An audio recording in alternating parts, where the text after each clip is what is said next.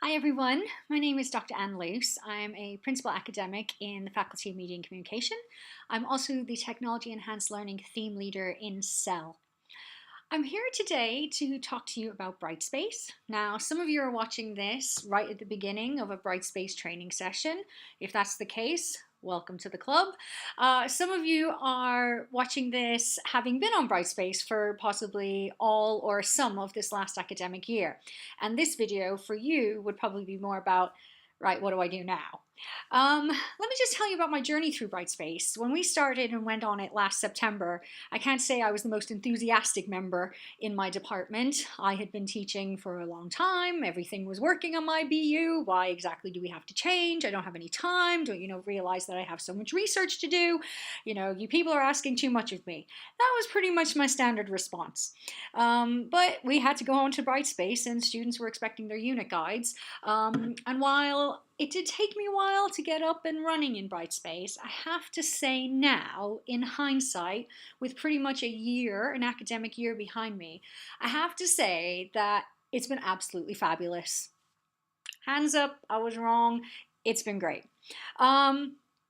Let me just tell you how this has changed my life this year. And it really, I'm not selling you yarn here. There's evidence for it. In the first semester, I was able to cut down on student emails. I had 2 students email me the entire semester. The rest of it was on Brightspace.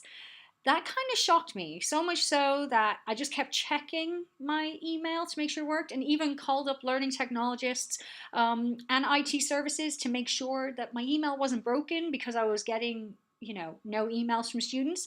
But actually, it was all on Brightspace. So that was an interesting development that I was able to engage with. I really availed of some of the tools that are available on Brightspace. Discussion boards, unbelievable for group work, for getting students to communicate with you, to get students to engage with readings.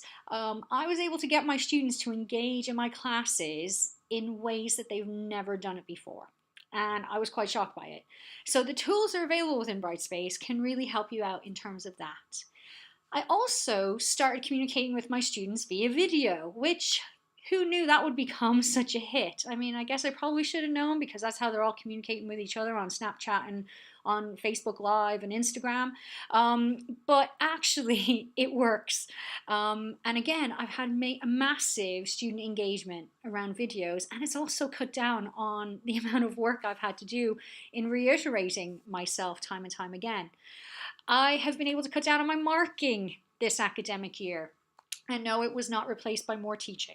That, it was amazing. Brightspace offers you audio and video feedback opportunities. You can still engage with written and upload it to Brightspace. That's no problem. There's no you can keep going with your regular practice on that.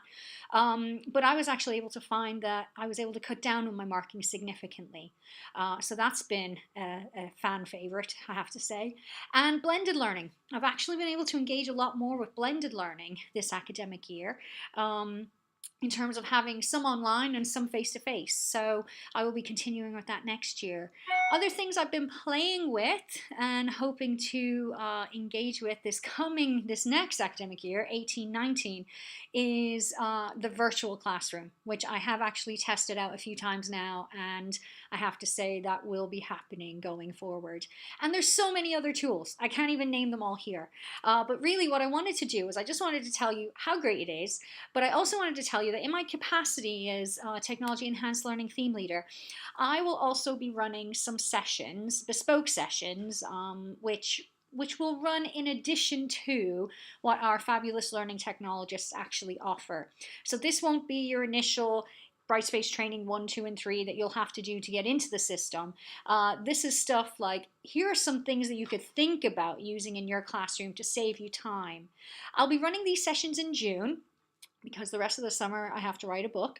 But come September, I will be running them again. So off for July and August. But if you come see me in June, I can kind of help you set up in term for September. But I'll start running them again at the beginning of September so that, if you want to come along in anticipation of the new semester, that would be fine too. If you have any questions, I'm always on email, except for July and August when I'll be writing that book. But my email address is aluce @bournemouth.ac.uk. You can keep an eye out on the Cell blog or on organizational development website for those sessions that I'll be running. And all I can say is it's great. They really won me over with Brightspace. I wasn't expecting it, but it's been a really great experience for me this past academic year, and I hope it will be for you next year, or it has been for you this past year as well. So get in touch if you need any help, any support. I'm here, and I hope I'll be hearing from you soon. All right, bye.